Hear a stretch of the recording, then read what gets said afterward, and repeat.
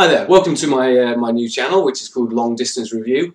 Basically, I'm going to be reviewing rock albums, not just rock. I'm going to sort of go to heavy metal, extreme metal, and also back to sort of more pop rock kind of thing. I feel like a lot of albums go under the radar a little bit and don't get reviewed, don't get looked at, so I'm hoping to cover them. And also the big hitters that come out throughout the year. So my first two reviews, which I'm putting up on the same day, this being review number one, sort of showcase the two different areas. I want to look at the smaller albums and the bigger albums. So this first review will be for the Xcerts new album called Hold On To Your Heart, and my second review, which is also up now, will be for the new Machine Head album, Catharsis. Now, long distance review, the name, it's just a name I came up with, I'll be honest with you.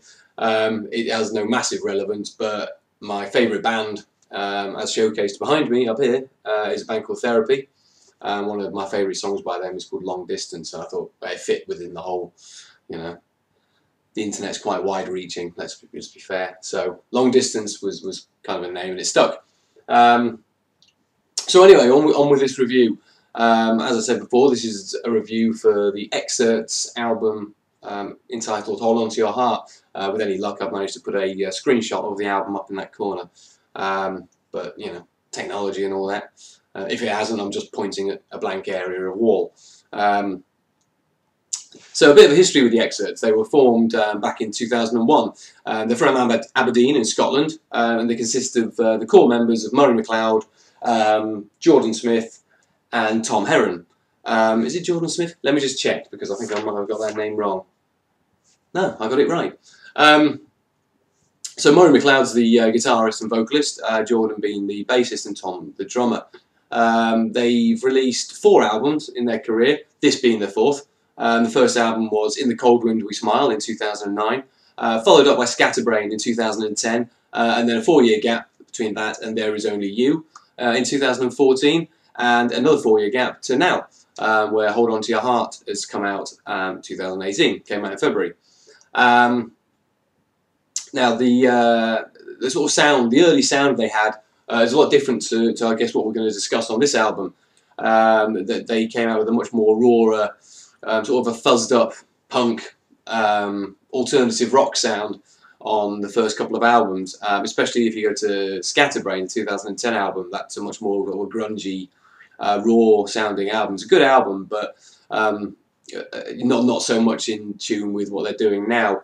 I mean, there are elements of it, definitely, but like a lot of bands, their sounds evolved and become a different entity. And I think, without spoiling the review, credit to them. I think that they've harnessed the right sound on the last couple of albums. I think it was when they got to There Is Only You in 2014, they changed their sound a lot from Scatterbrain and picked up on the elements of melodies and harmonies that they had on a lot of their songs on Scatterbrain, but really sort of amped it up to the max on There Is Only You. And much to their credit, it's a fantastic album if you get hold of that one. And it came out to a lot of critical acclaim at the time. But for some reason or another, it never really catapulted the band onto what I consider they deserve, a much wider reaching audience and public recognition. Their sounds are huge, and the choruses are big, and the songs are very sing-along, and it seems a shame to me that they're not a bigger band than they are. So, with a little bit of luck, this will help other people find the band and look to it. So, like I say, There Is Only You, 2014, that came out.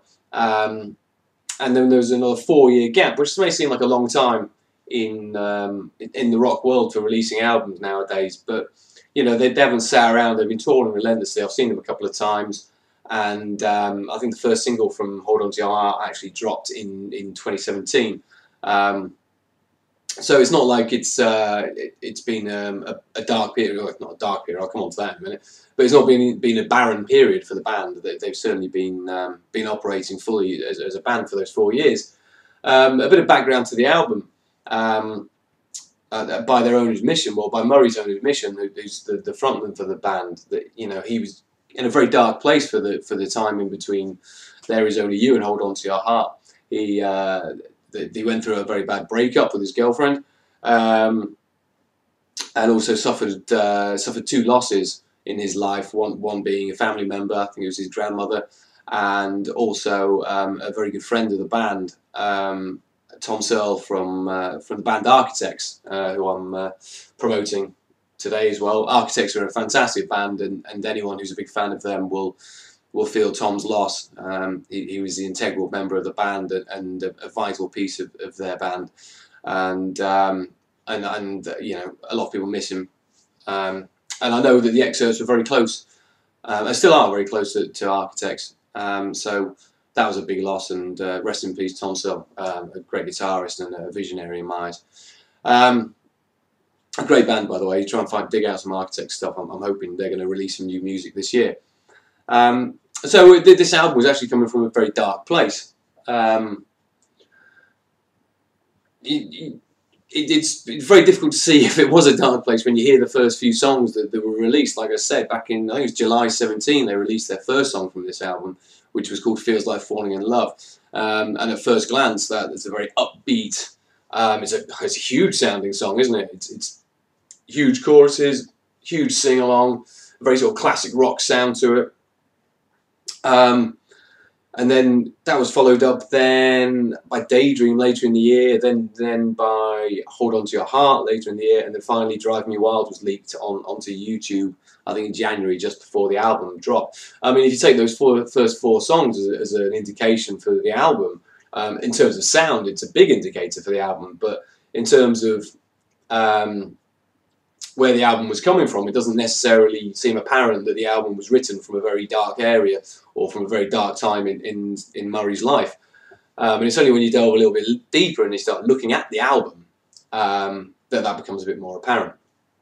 Now, like I say, the sound of this album is a lot different than maybe what previous had come out from the Xcerts. It is close to There Is Only You in terms of sound, but they've certainly gone more towards the sort of stripped back rock, classic rock, and their influences are, you know, very apparent up front. It's Bruce Springsteen in the E Street Band, and it's Tom Petty. It's that kind of sound, the timeless sort of Americana, I guess.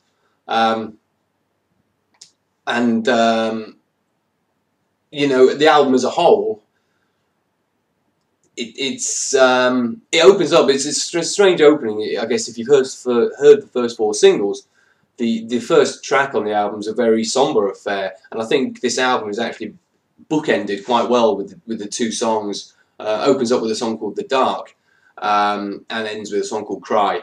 The first song, The Dark, is a very melancholic, piano-driven, very self-aware, introverted sort of song. Certainly discussing the place where this album's been written from. Murray exclaiming, you know, the dark, tell me when the worst is over. You know, obviously a very, you know, very dark place in his life. I keep saying dark, obviously. But it's a very dark place in his life, and he obviously wrote this album from there. And I think if you take this album as a bit of a journey, which, although it sounds a bit cliched, you can obviously see the track listing was important to them. Opening up with that sets the scene for how the other songs have been written and why the other songs have been written as they have been.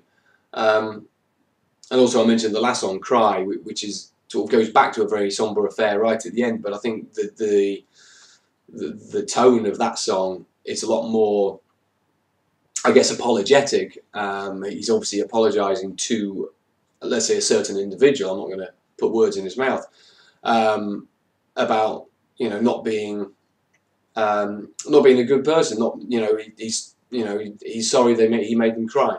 It's a very self-aware song, and obviously he's gone through this journey, written this album, and he realises that he's not a perfect person as well.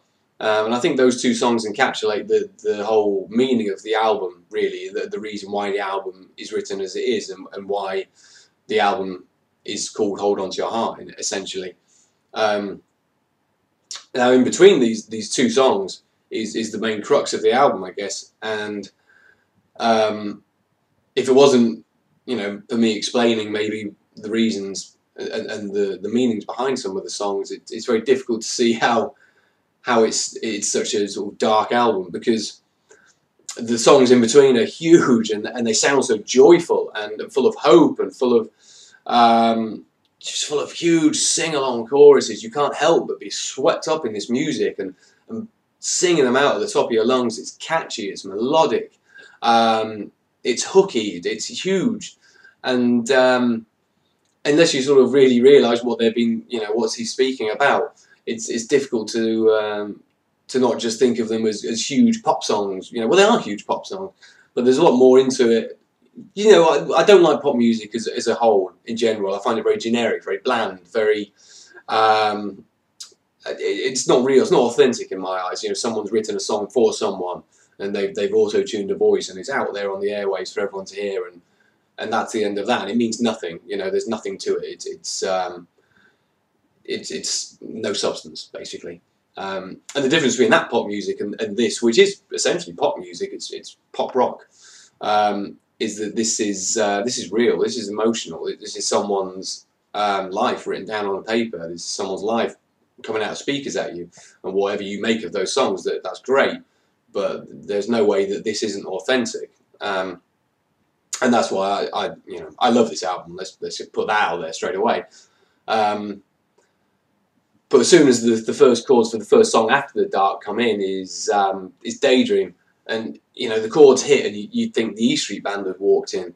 It's that kind of sound, and it's huge grin on your face, and in 2 minutes 30 that song's done with, and all you huge chorus, and it feels joyful, it feels great, and the whole comes on to the song after that then feels like Falling in Love, which you've all probably heard anyway if you're a fan of the band, and that's a massive song for them. It's full of in their live set, and it's full of hooks, it's full of melodies. The chorus is huge again, and I guess it's written.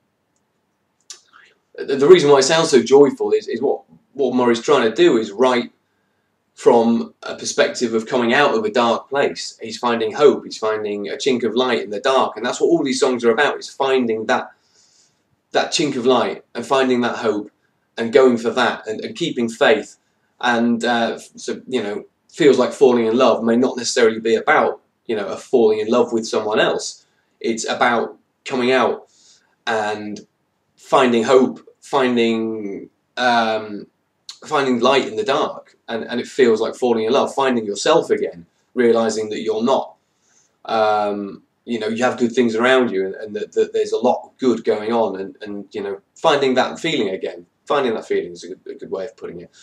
So you've got Daydream, feels like falling in love, and like I said, the sound is E Street Band, even to the point of, I can't remember which song it's in, but in one of the songs Murray does the 1, 2, 3, 4, exactly like Bruce Springsteen used to do. You feel like Bruce is going to come in with the highways jammed with broken heroes, but he doesn't. And apologies for the singing there, but it's such a nod to the boss. And then you've got saxophone comes in on Drive Me Wild, and it's the ghost of Clarence Clemens comes in. Obviously not up to that level of saxophone playing, which I'm sure Will from the Black Peaks, who does the saxophone on this album, would be the first to admit. By the way, Black Peaks, another great band. Hopefully they've got an album coming out this year, and I'll be reviewing that when it comes out. I mean, who knew Will could play saxophone like he does? But yeah, saxophone. It's all E Street Band. It's and Crazy is the best song that Tom Petty never wrote. It's right there, front and center. It's this timeless, stripped back rock sound, but it doesn't sound dated. I mean, it never sounds a dated album. It doesn't sound like they're going for the 60s or going for the 70s. It sounds a modern version of that stripped back rock sound, and I guess that's why Bruce Springsteen doesn't, his songs are timeless as well. I feel like you could pick this album up in 20 years and it would still sound very relevant and very, very today.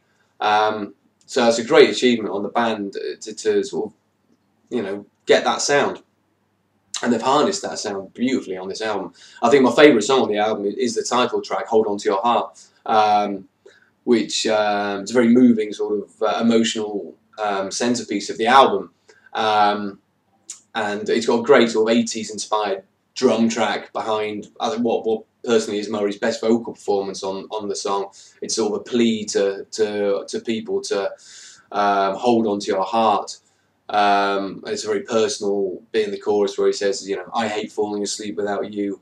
I can see hope fading, so do me one thing, hold on to your heart.